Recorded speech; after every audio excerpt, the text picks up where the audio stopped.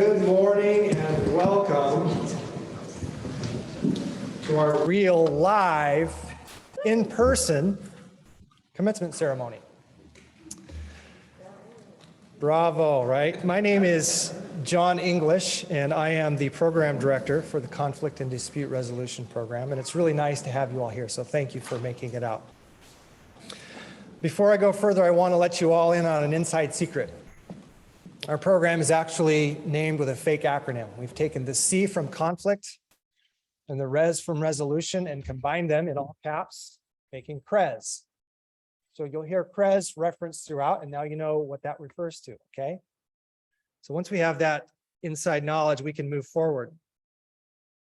On behalf of the faculty, staff, students, and alumni of the University of Oregon School of Law, I welcome today's graduates, families, friends, staff, and faculty.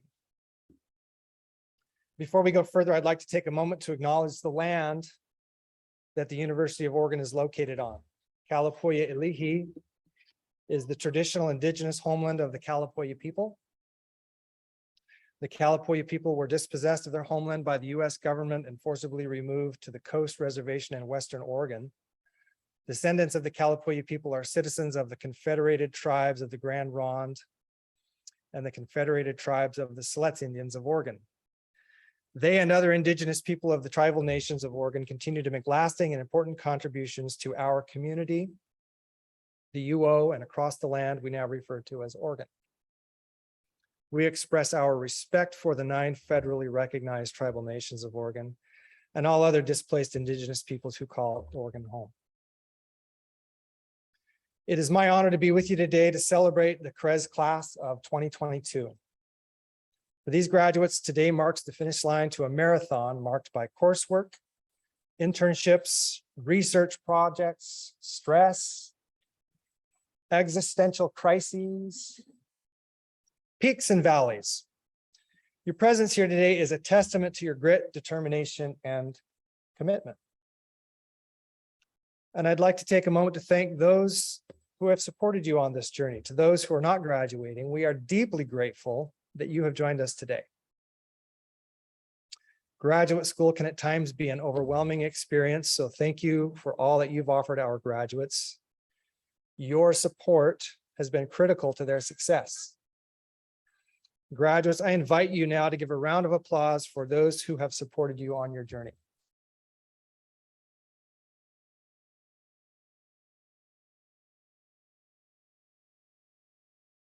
Our purpose today is principally one of celebration, although we have a number of different speakers. For the most part, this is not a terribly interactive experience. And most of you in the audience will appropriately spend most of your time sitting there relatively quietly. That is good, and we encourage that. But I want to point out that we have an exception for those under the age of 2. See, I think I heard or see someone who probably is close to that category, at least 1 or 2. If you're holding someone who fits this category, and if that person should wish to voice their opinion on whatever is going on at the time, I hope you'll not discourage that participation. Whether from delight or other, the cries of children enhance the quality of any celebration, and we value hearing those voices anytime. All of those graduating today have studied ways to engage with conflict. You've studied the risks and the opportunities associated with people having profound differences. Every one of you will have immediate and important opportunities to apply your skills in the world, in communities, in workplaces, in families, and within yourselves. There is no shortage of places where you will have an opportunity for impact, and that is exciting, and we are here to celebrate that. This room is filled with people who are here to celebrate with you. Logistics, patience, and technology do not permit every one of them to be introduced, but I do want to take a minute to introduce our platform party. Members of the platform party, when I call your name, could you please stand to be recognized and then be seated? Audience members over the age of 2, I would ask you to please hold your applause until all have been introduced. Eric Gervin, Cres Faculty Director and Associate Professor of Law. Michael Moffatt, Philip H. Knight, Chair in Law, Faculty in Residence at the Clark Honors College. Stuart Chin, Associate Dean for Academic Affairs, Professor, and James O. and Alfred T. Goodwin Senior Fellow, and Christina O'Brien, Research Associate and Cres Instructor. I also want to acknowledge our Cres staff, Laura Diamond, who is our interim program manager. Laura has been one of our main choreographers for our event today. Thank you, Laura. To the faculty and staff in attendance and to those who were unable to attend, thank you for your unwavering support and guidance for our students. Let's give everyone a round of applause.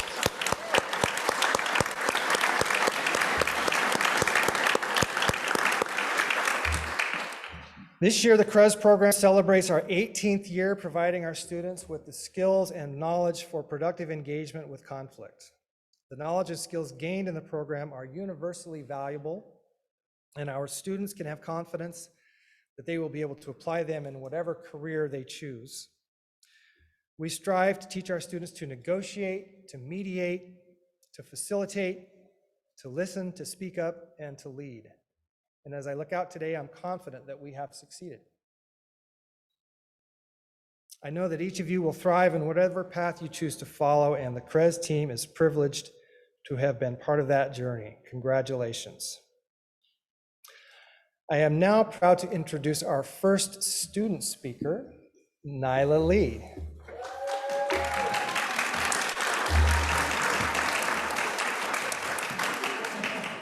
Nyla earned her bachelor's degree at the University of Puget Sound with a major in business and leadership and a minor in African American studies. Nyla's focused her conflict resolution work on helping teens improve their interpersonal relationships. She's interned with the nonprofit organization More Than Sex Ed. And through her terminal project, Breaking Up, Building Up, Nyla created a workshop for teens about conflict resolution after breakups and beyond. Please welcome Nyla to the podium.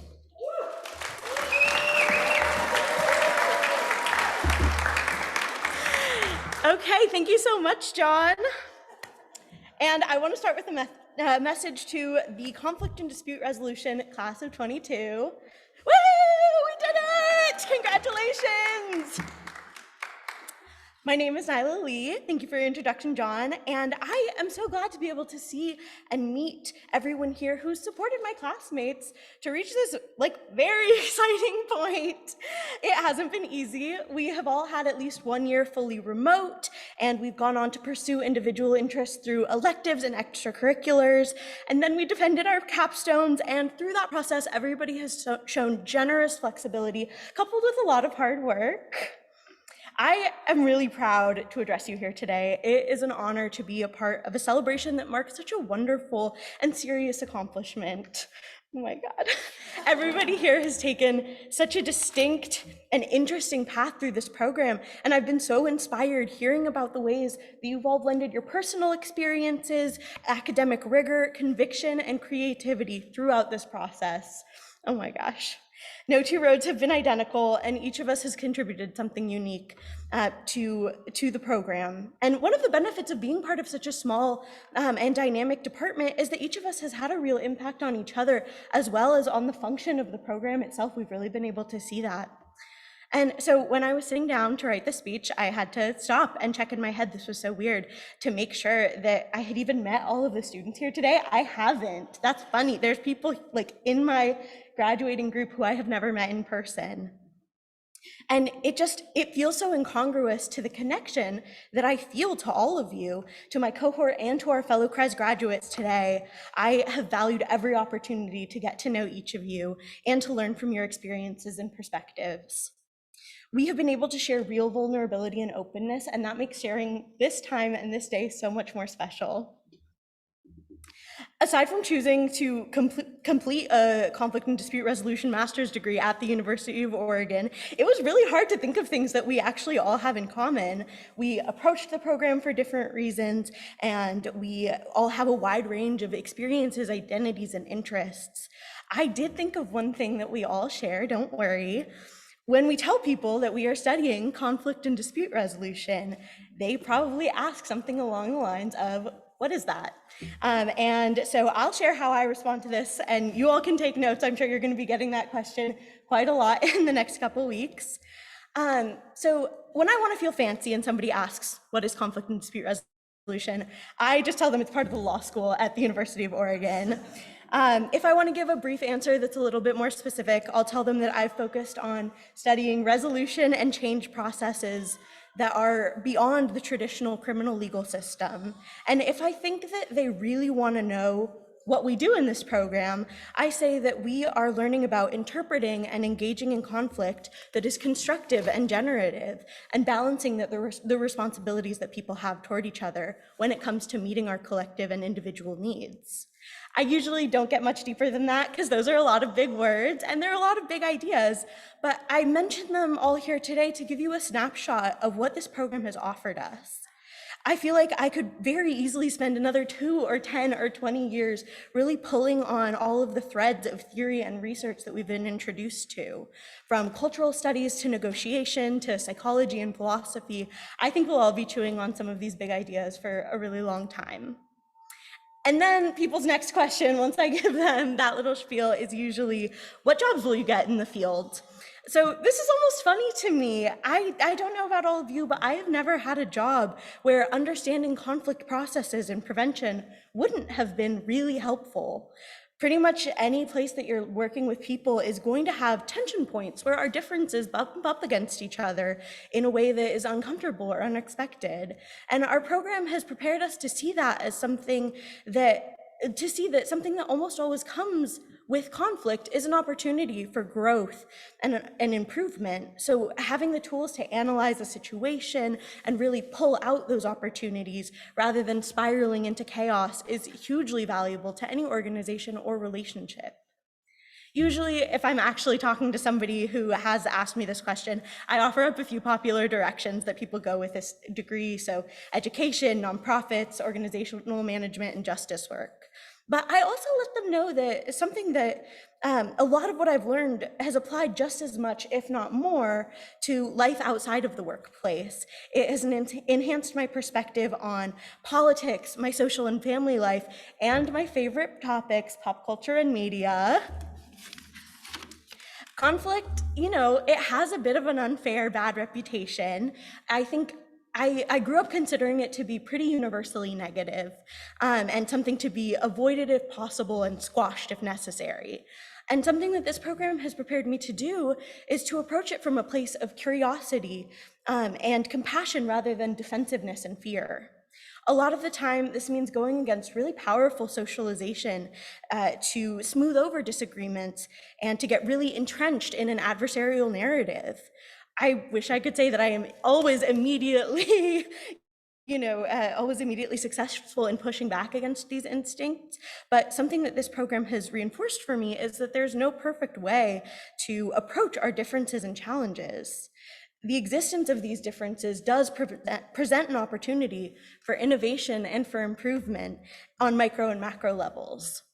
And I wanted to share a quote that I encountered for the first time in John Paul Lederach's Little Book of Conflict Transformation. He writes that conflict is normal in human relationships and that it is a motor for change. As human needs evolve, conflict is a way that we respond to that change. And we've all seen the ways that this can play out. It's usually complicated, sometimes it's painful, but I know that the graduates here today are ready to roll up our sleeves and dig in. We've spent 2 years grappling with big, important questions in academic settings, and now we say goodbye to the safety of classrooms and professors, and we say hello to becoming agents of positive change. I am confident that each of you is up to the task of bringing creativity, compassion, and justice to the challenges in our society. And while I have a captive audience, I want to take this opportunity to express my gratitude one more time. To our professors, thank you for bringing your subjects to life. To our administrators, thank you for having our backs and for keeping us on track. To our guests, thank you for showing up to celebrate this accomplishment with us. And to those who couldn't be here today, thank you for showing up to support in so many other ways. To everybody being celebrated today, thank you for adding depth and texture and joy to this whole experience. I look forward to staying in touch and to being inspired by you for years to come. Thank you.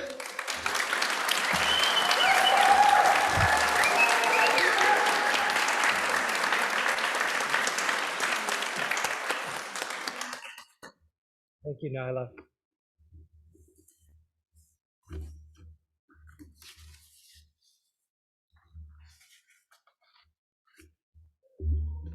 I am now pleased to introduce our second student speaker, Bailey Mcgee.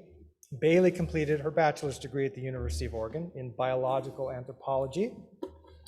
She interned as a domestic relations mediator for the Mediation and Restorative Services Unit of Lane County. Bailey completed an interdisciplinary course concentration project titled Trauma-Informed Legal Advocacy for Engaging in Conflict Resolution with Justice-Involved Youth. This involved completing courses across multiple disciplines, providing her with specialized knowledge for establishing a trauma-informed approach to working with youth in a variety of contexts. Please welcome Bailey to the podium.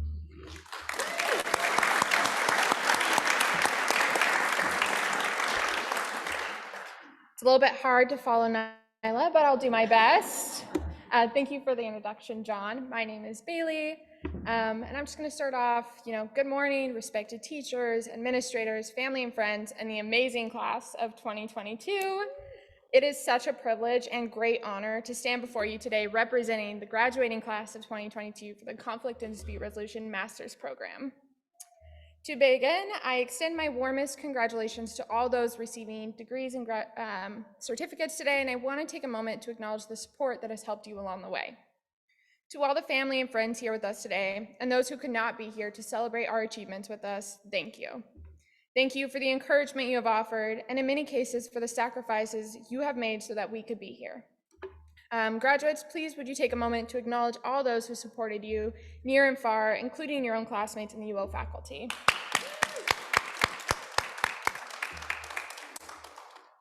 I would also like to take a moment and recognize that the land on which we are currently inhabiting is physically situated in the original ancestral homelands of the Southern Kalapuya. We pay respect to the Kalapuya peoples, past, present, and future, and their continuing presence in the homeland and throughout the historic diaspora. For some of us, we are first generation in our family to graduate college. For others, we are carrying on a long line of tradition, and still others fall somewhere in between. Personally, I never thought I would go to college, let alone ever continue to get my master's degree, nor ever be starting law school next year. Thank you. I remember sitting in front of my computer, looking at the Cres application, terrified at the idea of stepping outside of my comfort zone and potentially facing rejection. I also remember during my interview with John English when I mixed up the terms equity and equality, resulting in me losing way too much sleep for the following days. There were many moments during my journey where I was afraid. Afraid to be the first in my family to pursue higher education and fail. Afraid to enter a master's program without much foundational knowledge. Afraid that my background as a low-income, non-traditional, queer-identifying student would separate myself from my classmates. And afraid that I would ultimately not make it to this moment we are all sharing today. Despite all that fear, I persevered. We all have. Together, with each of each other's supports, we have overcome many obstacles that have been thrown our way, from a pandemic, the lonely lockdown, having our first year of grad school entirely online, losing our academic lifeline, Kata, to another campus department, and even Gervin's research methods class, which was only survivable thanks to his daily dad jokes. However, amidst all of that, we also discovered new passions and chased old ones, made lifelong connections, and had life experiences that we will cherish for generations to come. We have shown everyone that we can challenge boundaries, break out of them, and redefine them. That we are individuals committed to each other, fiercely dedicated to social change and to our planet. Now, as I stand in front of the 13 of you, my biggest fear at this moment is losing touch with all of you. Over the past 2 years, I have had the opportunity to watch all of you grow in extraordinary ways. I have watched you present at national conferences, lead campus and community events, and accept numerous rewards. Rose, you were recently awarded the UO Sustainability Award. Your passion for environmental justice and Indigenous rights is inspiring and shines through all that you do. Mikhail, This year, you helped plan and lead the Take Back the Night rally, an extremely important event that brings awareness to sexual and domestic violence on campus and off. Emerson, this year, you were a keynote presenter for the Oregon Mediation Association discussing the future of mediation. You hold a vision for the field that is nuanced but transformational and will have extraordinary outcomes for juveniles and families. And to all of you who have made contributions to this community, who fought to make this campus inclusive, diverse, and safe, and who fought to make the world a better place, your achievements have not gone unnoticed. While 2 years originally felt like such a long time, it now feels too short. I will forever admire each of you here today and the fierce passion you bring forth every day. Today is a moment to reflect on how you spent your time here as the world has changed around us, to celebrate your engagements with facts, opinions, and interpretation in all that you do. Today is a day to acknowledge and celebrate your unwavering commitment to advance the causes and the knowledge that matter most to you. As I look out at you, I see both a great accomplishment and great hope.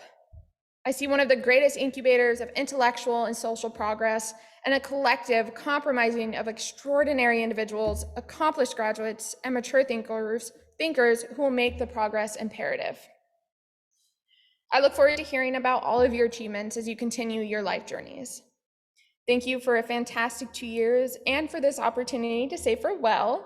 I will miss each of you. Thank you.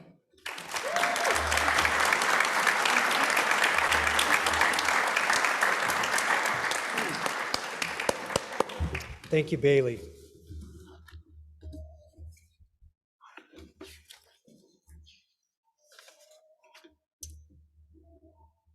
I am pleased now to introduce our commencement keynote speaker, Professor Michael Moffatt. Michael Moffatt is the Philip H. Knight Chair in Law and Faculty in Residence at the Clark Honors College. Professor Moffatt has been a member of the University of Oregon Law faculty since 2001 and served as Dean of the Law School from 2011 through 2017. He's published more than 24 scholarly articles on mediation, negotiation, and civil procedure, is the recipient of the Hugh Carey Center's 2022 Dispute Resolution Advancement Award for the research reported in his Chicago Law Review article, Settlement Malpractice, which won the prize for Best Article of the Year by both the Association of American Law Schools section on professional responsibility and the Association of American Law Schools section on dispute resolution. Professor Moffatt co-edited the Handbook of Dispute Resolution, an award-winning compilation of 31 original chapters by leading scholars and practitioners in the field. Before coming to Oregon Law, he served as clinical supervisor for the mediation program at Harvard Law School and taught negotiation at Harvard and Ohio State. Professor Moffatt also spent several years with Conflict Management Group, consulting on negotiation and dispute resolution projects in about 20 countries around the world. Last but not least, Professor Moffatt is one of the founding members of the Cres program. We are thrilled to have Professor Moffatt here with us today. Please join me in welcoming him to the podium.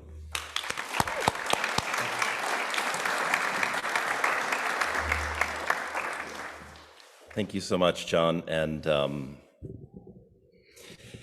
20 years ago, almost to this day, 2 other faculty members and I had a bottle of wine, the result of which was we should form a thing like a master's program. It's so cool to see you all here. I'm going to say a couple words to those of you in the audience. Thank you. Thank you for being here. Your presence in a celebration like this matters. But I'm going to spend most of my time talking to them, so forgive the lack of eye contact, because really this is for our graduates. There are, as far as I can tell, 4 basic conventions in commencement speeches. It's good to see you all, by the way. They're heartfelt. They include advice that is virtually impossible to implement. They involve the speaker telling a story, usually about themselves, and they go on too long. My plan is to deliver remarks entirely consistent with the first three of those.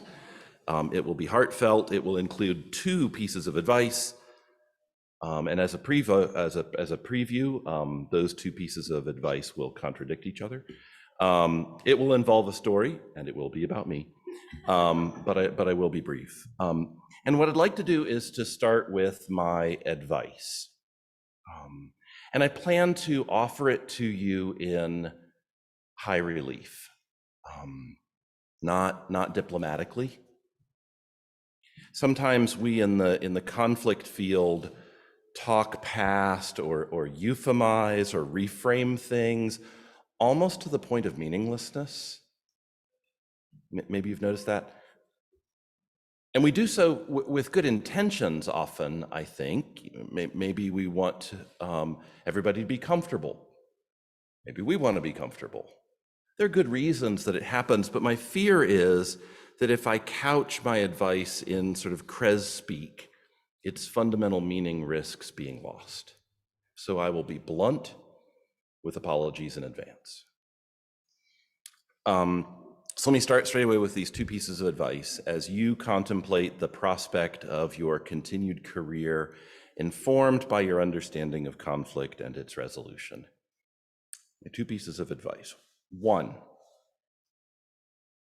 you really need to avoid being naive. 2, you have got to be naive. Let me say a little bit about each of those. First, don't be naive. Please, for the love of all that is holy, do not be naive. And if this piece of advice already offends you, I do apologize. It's really not about you. I don't know any of you well enough truly to insult you personally. But maybe particularly if this piece of advice rubs you a little bit the wrong way, maybe this is the 2.5 minutes to listen to carefully. Because maybe it is for you. I offer this advice, don't be naive, for 2 reasons. One sort of theoretical, one sort of practical, although I'm not sure about the distinction between those 2 entirely. First, the theoretical reason that you ought not to be naive. The world is not made better through the exhortations of mindless cheerleaders. In fact, I think there are many ways in which it is costly to have people, particularly people from the outside, offering platitudinal hortates that amount to essentially, you should find ways to get along. That actually may cause harm. It risks suggesting to those who are locked in conflict that they've missed something, that they continue to miss something, some easy solutions they should be seeing. Naivete, even if it is well-intentioned in this form, maybe especially if it is well-intended, can make it harder rather than easier to engage effectively with those in conflict. And then the practical reason not to be naive. You will never get a job if you present as naive. And in fact, even if you do manage to get a job, I fear for your ability to get the work done effectively. People and groups and communities and governments tend to think of themselves as smart. Some of them appropriately. And thinking of themselves as smart, what they often think they need is a specialist, someone who sees the complexity, somebody who sees the challenge. Some of them probably are going to describe their relevant relationships as already broken. Some of them are going to say the option sets are limited. Some of them are going to describe their conflicts as intractable. These people probably need your help the most, but they won't be able to hear it if they think of you as naive. Don't be naive. Most conflicts exist in contexts in which all of the relevant actors think that they are being reasonable, rational, oftentimes even kind. If you found yourself in such a context, one in which you were doing your best, you were acting rationally, you were acting with kindness, but you found yourself stuck anyway, what sort of a person would you want to invite in? It wouldn't be a naive person. Don't be naive. Second, please, for the love of God, be naive. 3 reasons for this piece of advice. Please be naive for the sake of the world. Please be naive for the sake of your clients, and please be naive for the sake of yourselves. And as before, if hearing this part of my speech makes you think, oh, well, that's kind of dumb, listen to this 2.5 minutes more carefully than you are otherwise inclined. So why do I think you should aspire to be naive? First, for the sake of the world, I am not positive what the opposite of naive is. I think a lot of people think it's something like cynical. And as much as the world probably doesn't need naive people, it needs cynical people even less. I get why cynicism happens, at least in part, particularly among students. It's easy to be cynical. It takes really very little effort at all. God knows there's always plenty of evidence that things aren't going right. There's decent evidence to support the idea it's not going to get better. And so if your principal concern is avoiding being wrong, then cynicism is an awesome path to follow. The problem is, on the list of problems, I suppose, that cynics are typically self-satisfied into inaction. And the world needs action. So to the extent that there's a choice to be made, please don't add to the cynical energy floating out there. Not right now. And if the alternative to that is to be naive, well, then be naive. Second, be naive for the sake of your clients. Conflicts, as you know, are rarely simple. There's no emoji that sort of accurately captures any conflict that is important enough for you to be spending part of your time on this planet working on it, right? They're complex. The media tell stories that are imperfect, impartial at best. The people locked in those conflicts are keenly aware of those conflicts' complexities, right? They've lived them. They're drowning in them. And oftentimes they struggle to pull up to the surface, to see patterns, to see the prospect of things ever being different. It would take a naive person to tell a disputant that there's hope and to point them toward that hope. And that's sometimes exactly what people in conflicts need, is someone who can see past the complexity to the simplicity, to the direction, to the hope. Third, I would urge you to be naive for the sake of your own sanity. Conflict is really, really hard work. You will not get rich doing it. You will, if you do it right, get some really good cocktail party stories out of it, and then you will realize you can't tell most of them. And even the ones you can tell become saccharine after a while. You need something to sustain you, and I suspect strongly that what will sustain you is the belief that some will accuse of being naive, and maybe they're right, the belief that you are making a difference. And that raises the prospect of a self-fulfilling truth. You really will be making a difference if you keep making a difference. You need to keep going, and that may take some naivete. All right, there are my internally inconsistent pieces of advice. The one thing I still owe you is a story. My story ended, as a preview, 22 hours ago. So if you're worried that you're getting a recycled commencement speech, not this time. My story begins in 1847. This was before Oregon was a territory. There were, in 1847, a number of missionaries out here, and in 1847, a number of them were killed.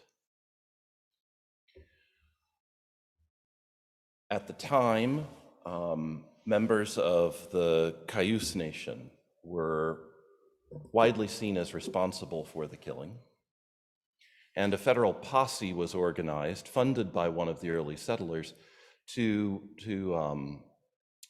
chase them down.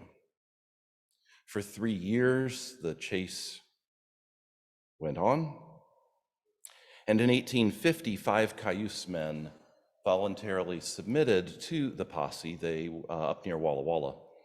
They were brought to Oregon City, which had become the territorial capital of what had just recently become a territory, and they were put on trial. They were found guilty, and they were hanged. There is considerable evidence to support the idea that the people who killed the missionaries were from the Cayuse tribe. There is considerable evidence that it was none of these 5 men.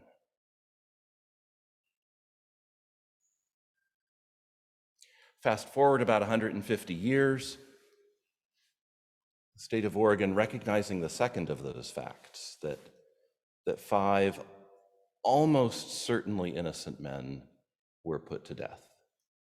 The state of Oregon approached the Cayuse.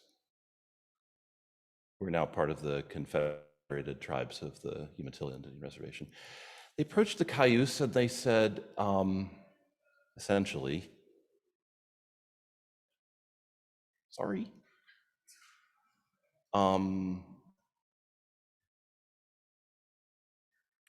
Maybe we should engage in some kind of historical reconciliation process. Maybe there's healing, maybe there's justice, maybe there's... And the Cayuse, maybe not unreasonably, said, reconciliation, give us our guys back first. The state of Oregon said, I'm sorry, what? And the Cayuse said, yeah, you took our guys, we want them back. And Oregon, not unreasonably, said, we don't, they're dead, and we don't know what happened to them. And the Cayuse said, you get back to us.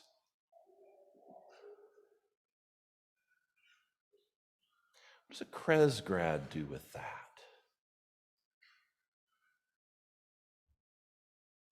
My answer was not to try to convince the Cayuse to engage in reconciliation. Instead, 18 students and I spent a little over 4,000 hours over the past 2 months looking for the men. We worked with the tribes. We worked with oral histories. We worked with physical anthropologists. We worked with archivists. We translated French priests' diaries written in 1850. We walked the land multiple times in Oregon City. We brought in the geologists and the geographers. We used LiDAR data from drones and airplanes to track the avulsions of the creek along which we think they were buried. We did soil samples. We brought in, well, you get the idea. And yesterday, my students and I had the privilege of presenting our findings to the tribe in the longhouse right next door. Was I doing Cres work? I don't know. I think so.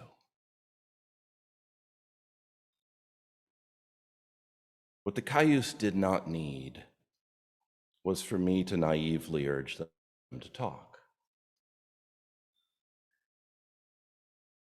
But it took extraordinary naivete for me to think we could make progress on a 170-year-old mystery. My advice isn't all that inconsistent with itself. Please don't be naive. Please be naive. I cannot wait to hear the stories of what you do with your degree. Congratulations.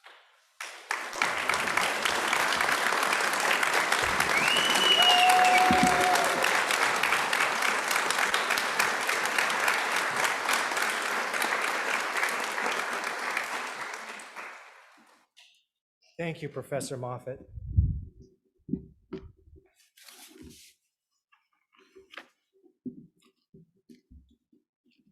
During the next part of the ceremony, our Cres Faculty Director, Professor Eric Gervin, will present the Conflict and Dispute Resolution Master's Program Class of 2022.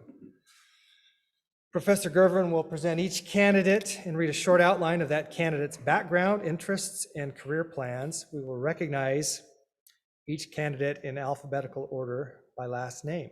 Candidates, remember to have your diploma cover handy for the photo op. Okay, please welcome Professor Gervin to the podium.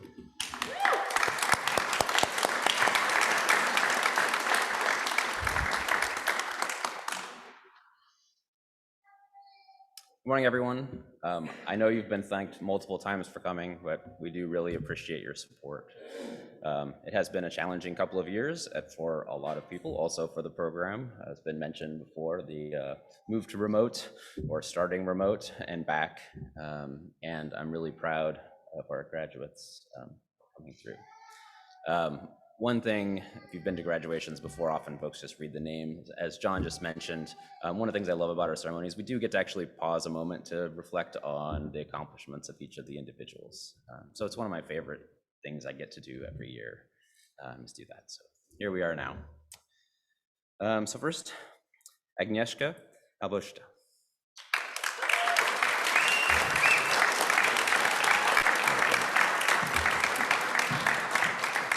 Agnieszka completed a bachelor's degree in international relations from the University of Minnesota and a master's in philosophy and religion from the California Institute of Integral Studies. During the Cres program, she interned for the UO Ombuds Office. She now interns for Mediators Beyond Borders International as the coordinator and developer of the Europe Group. Agnieszka's thesis is entitled International Mobility, Impacts on Perception of Identity and Conflict. The best part of the Cres program for Agnieszka were the excellent classes and professors, the great balance between rigor and heart, and the opportunity to learn a new field while learning about herself. Thank you.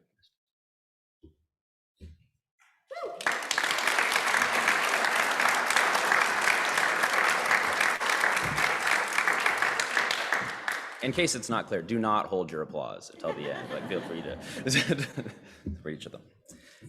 Emerson Danielson.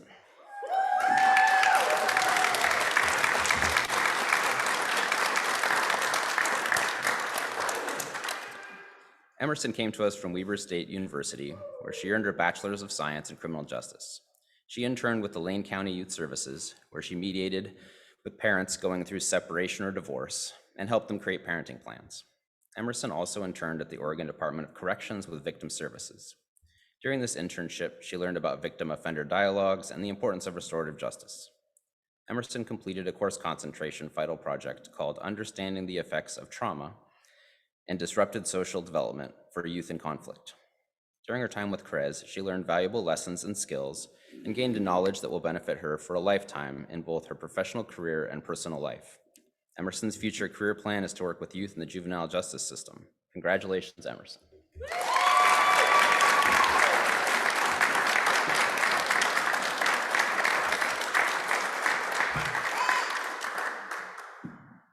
Kira Duffy.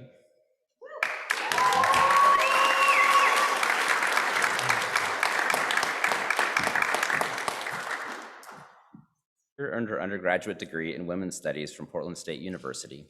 Along with her conflict and dispute resolution master's, she's receiving her MBA, focused on advanced strategy and leadership. Kira completed an internship with the University of Oregon Ombuds Department and the Washington Office of Corrections Ombuds. Kira appreciates that the Cres program is grown her potential to co-create peace. Congratulations.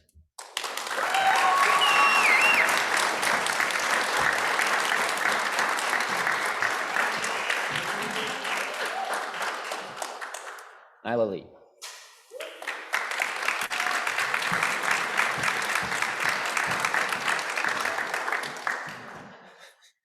Nyla completed her bachelor's degree at the University of Puget Sound with a major in business and leadership and a minor in African American studies. Nyla isn't shy about sharing her love of pop culture and media, crafts, and karaoke. From the summer of 2020 to the spring of 2022, Nyla interned with More Than Sex Ed, through which she worked on agenda setting, anonymous question box reviews, data analysis, social media campaigns, and blog writing. For her terminal project, Breaking Up, Building Up, Nyla created a workshop for teens about conflict resolution after relationship breakups and beyond. During her time with Cres, Nyla appreciated making friends, challenging courses, and expanding her thinking about justice, discipline, criminality, and the legal system. She also enjoyed connecting with people in the Cres field and learning about alternative dispute resolution. Post-graduation, Nyla will work as an assistant director at a YMCA summer camp and apply for jobs through which she can build her alternative dispute resolution skills. Congratulations, Nyla.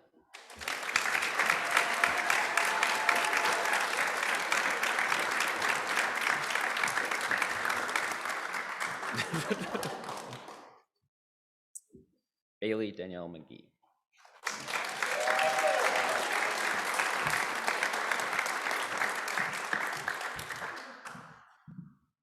A proud double duck, Bailey completed her bachelor's degree at the University of Oregon in biological anthropology.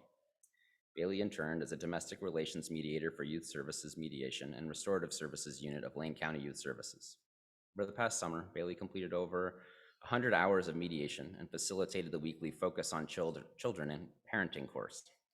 Bailey's interdisciplinary course concentration is trauma-informed legal advocacy for engaging in conflict resolution with justice-involved youth. While earning her degree in Cres, Bailey appreciated the many opportunities to expand her personal and professional development. Bailey served on the Student Bar Association and the Dean Student Advisory Committee. She was an event coordinator for the Child and Family Law Association, the student director of Rehearsals for Life, and the chairwoman for the Graduate Student Assistance Fund Advisory Committee.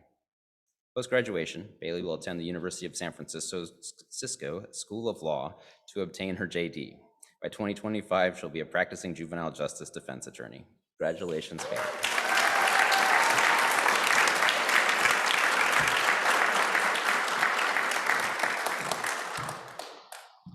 Trisha Maxfield.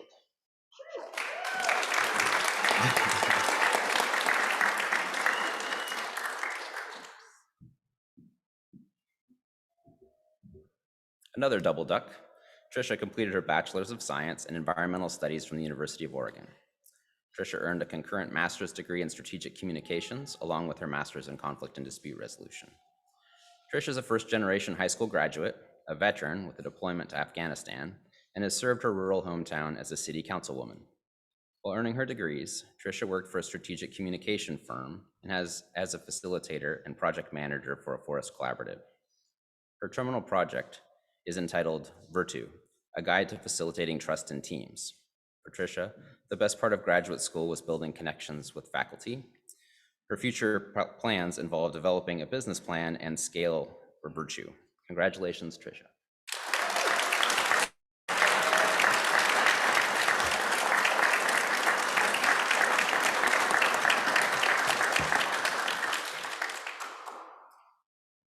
Mariah Tony Navarez.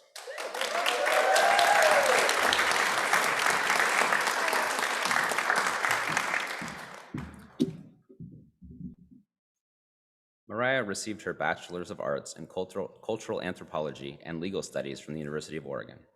She interned for the Oregon Department of Corrections Victim Services, aiding in victim offender mediations.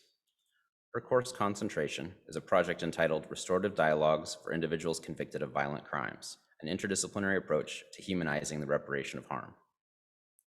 During her 2 years in the Cres program, Mariah was able to learn invaluable skills and fortify connections with faculty and community members that she will hold close for the rest of her life.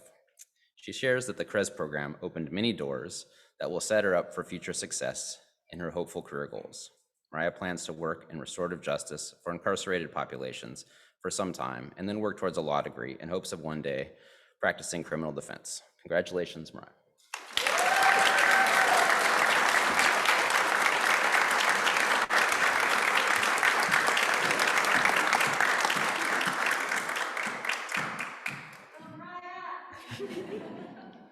Rosalind Poten.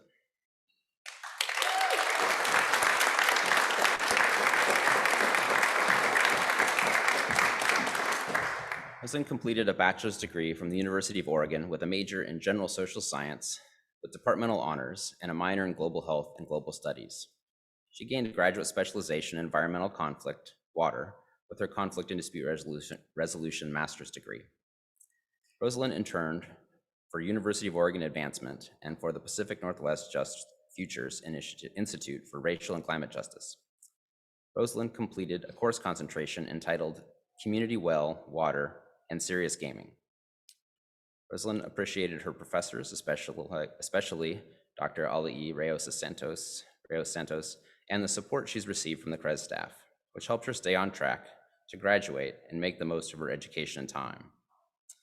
After graduating, Rosalind plans to continue to work with the Oregon Water Futures Collaborative on water justice issues in Oregon and policy advocacy work. She's exploring partnerships with OSU, possibly a PhD, and is looking into serious gaming more to address environmental conflicts involving water. Congratulations, Rosalind.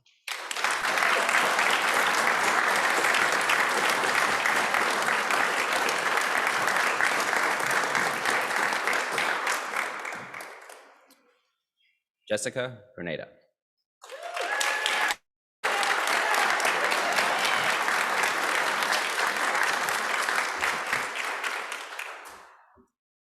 Jessica came to us from Washington State University, where she completed her bachelor's degree.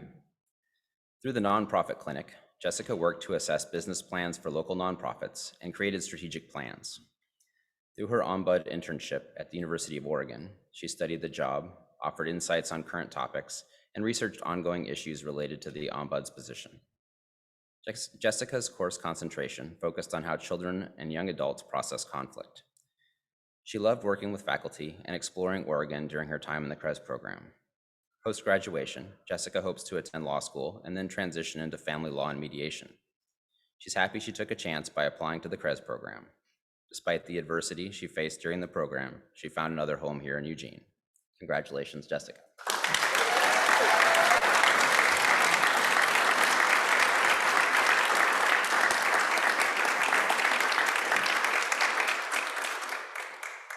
Eitan Turjaman.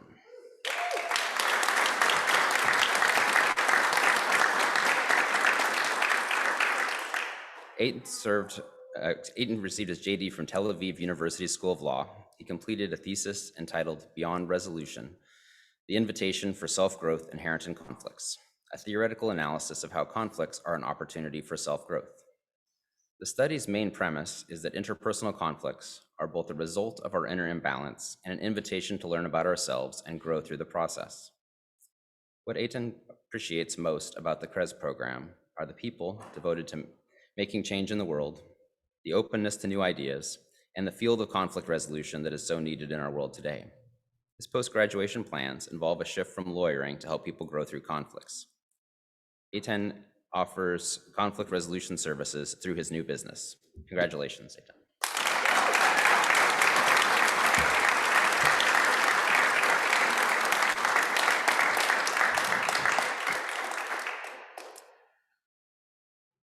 Adam Walsh.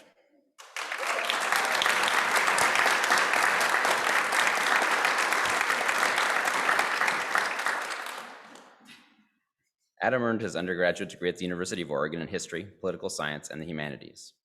For his internship, Adam worked with the Center for Dialogue and Resolution in Eugene. Adam also volunteered as mediator for Lane County Small Claims Court. He completed a course concentration entitled Focus on the Positive, Therapeutic Skills for Mediation. What Adam appreciates most about the Cres program is the opportunity to grow communication skills and become a better listener. Post-graduation, Adam plans to work in the facilitation of public sector conflict resolution. Congratulations, Adam.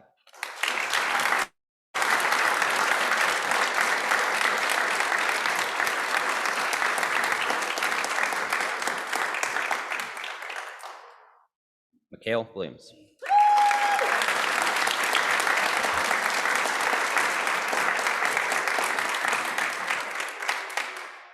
Mikhail received their bachelor's degree from the University of Oregon. They interned for the University of Oregon's Office for the Vice President for Finance and Administration, during which they worked with campus planning and facilities management, developing programs along with the University of Oregon Police Department as a community outreach coordinator. They also interned for the University of Oregon Women's Center. Mikhail's final project is entitled Implementing Restorative Practices to Elicit BIPOC Student Liberation and Empowerment. During their time with Cres, they appreciated the freedom and encouragement to explore their passions and interests. They loved the opportunities to take classes outside of Cres and appreciated the support system of their peers in the cohort. They've made lifelong friends in this program. With graduation, Mikhail is excited to work as the Assistant Inclusion Director at camp this summer. Beyond this summer job, they don't have specific plans, which they find oddly comforting. Mikhail hopes to continue working in advocacy, and more importantly, to keep doing things that bring them joy. Congratulations, Mikhail.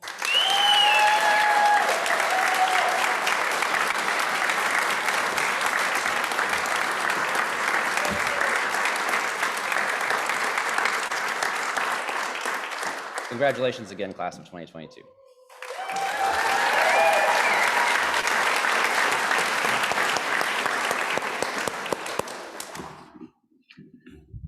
Impressive group. There are a lot of thank yous going around today, and appropriately so. I would like to take this opportunity to extend a special thank you to our grads. I want to thank you all for something very specific.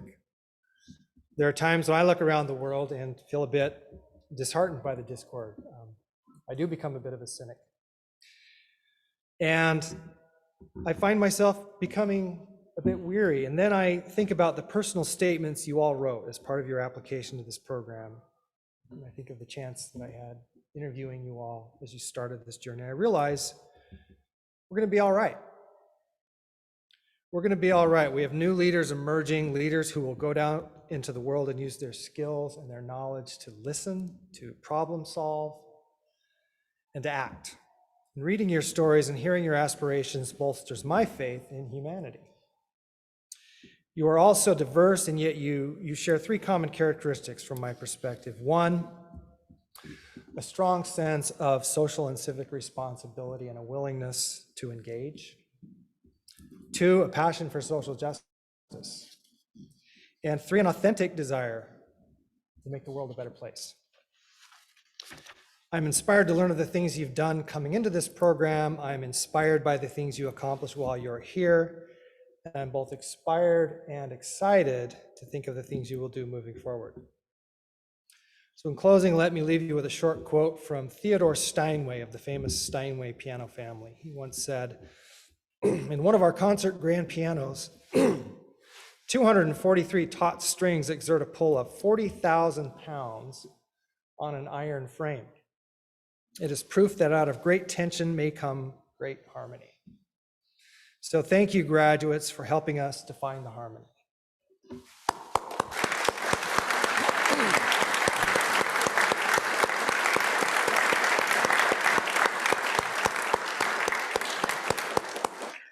And that wraps up our commencement ceremony. A few housekeeping remarks and thank yous.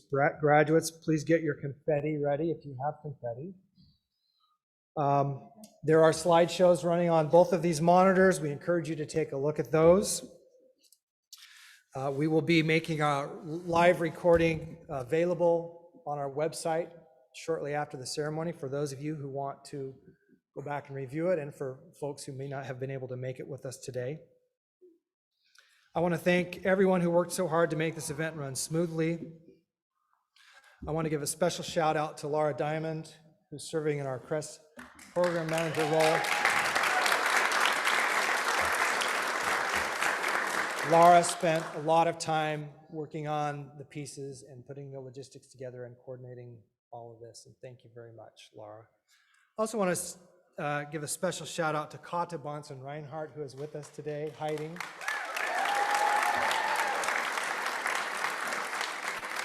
Kata now works over in the business school, but for over a decade, Kata was an integral part of the Cres program.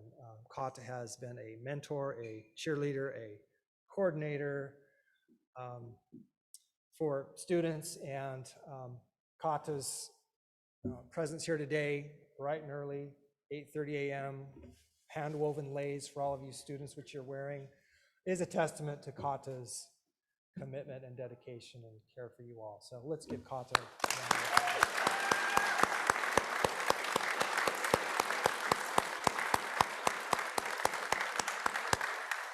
Okay, we will have lunch for you shortly, so please stay and enjoy. I will lead the procession out. We will go out the way we came. First the platform staff, then followed by students. We're going to try to go directly outside. I think it's mild enough to do a group photo. We'd like to get that out of the way if we could first, and then photographers will be here sort of mingling around. Family, feel free to jump in and grab opportunities for photo opportunities, and there are ways to get cards filled out for that at the end. With that, thank you again, and let's lead the procession out.